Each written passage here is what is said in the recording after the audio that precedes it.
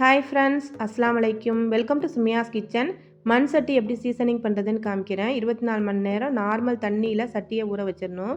அதை எடுத்து நல்லா ஸ்க்ரப் பண்ணி எந்த ஒரு டிஷ்வாஷிங் லிக்விடும் போடாமல் நல்லா தேய்ச்சி கழுவிடணும். இந்த சட்டியை ஓவன்லேயும் யூஸ் பண்ணலான்னு சொன்னாங்க.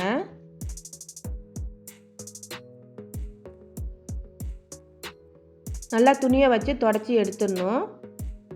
கேஸ் ஸ்டவ்வில் சட்டியை வச்சு கொஞ்சம் சூடு வந்தோடனே நல்லெண்ணெய் சேர்த்துக்கணும். சுமியாஸ் கிச்சனை சப்ஸ்கிரைப் பண்ணாதவங்க சப்ஸ்கிரைப் பண்ணிக்கோங்க. ஒரு வெங்காயத்தை எடுத்து நல்லா வதக்கி விட்டுட்டு அந்த வெங்காயத்தை யூஸ் பண்ணக்கூடாது, தூக்கி போட்டுருணும். நல்லா ஹீட்டாக இருக்கக்குள்ளே தண்ணியில் போய் போடக்கூடாது. சூடு ஆறினோடனே கழுவிட்டு நார்மலாக சமைக்க யூஸ் பண்ணிக்கலாம். அதோடு சேர்த்து இந்த 2 ஸ்பேச்சுலாவும் வாங்கினேன். சவரொட்டி கிரேவி எப்படி செய்கிறதுன்னு காமிக்கிறேன். பல்லுக்குத்தி கிரேவின்னு சொல்லுவாங்க. குக்கரில் 2 டேபிள் ஸ்பூன் எண்ணெய் சேர்த்துக்கணும்.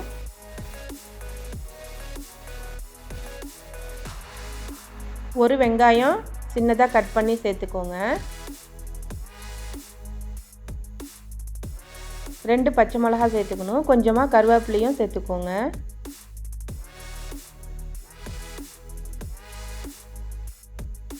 உப்பு தேவையான அளவு சேர்த்துக்கணும். 1 டீஸ்பூன் இஞ்சி பூண்டு பேஸ்ட் சேர்த்து நல்லா வதக்கி விட்டுறணும். ஹெல்த் வைஸ் பார்த்தா இது ரொம்ப நல்லது. ஹீமோக்ளோபின் லெவல் கம்மியாக உள்ளவங்க எல்லாமே இதை நல்லா சாப்பிடலாம். 1 டீஸ்பூன் மிளகாய்த்தூள் சேர்த்துக்கணும்.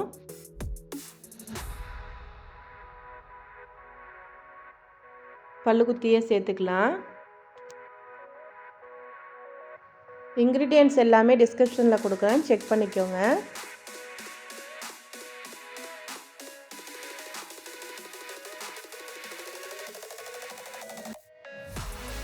அரை டீஸ்பூன் ஜீரகத்தூள், 1/4 டீஸ்பூன் கரம் மசாலா தூள், அரை டீஸ்பூன் மஞ்சள் தூள்,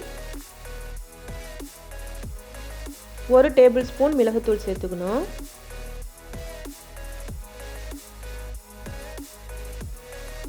ஒரு டீஸ்பூன் மல்லித்தூள் சேர்த்துக்கோங்க. எல்லாத்தையும் சேர்த்து நல்லா வதக்கி விட்டுறணும்.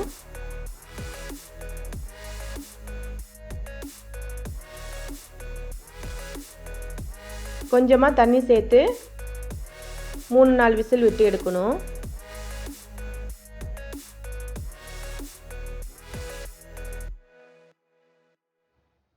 நல்லா வெந்துருச்சு. 1/4 கப் தேங்காய் பால் சேர்த்துக்கணும்.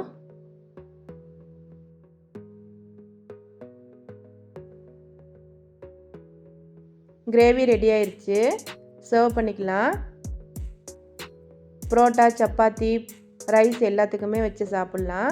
இந்த வீடியோ பிடிச்சிருந்தா சுமியாஸ் கிச்சனை சப்ஸ்கிரைப் பண்ணிக்கோங்க, ஷேர் பண்ணிக்கோங்க, கமெண்ட் பண்ணிக்கோங்க. தேங்க்ஸ் ஃபார் வாட்சிங்.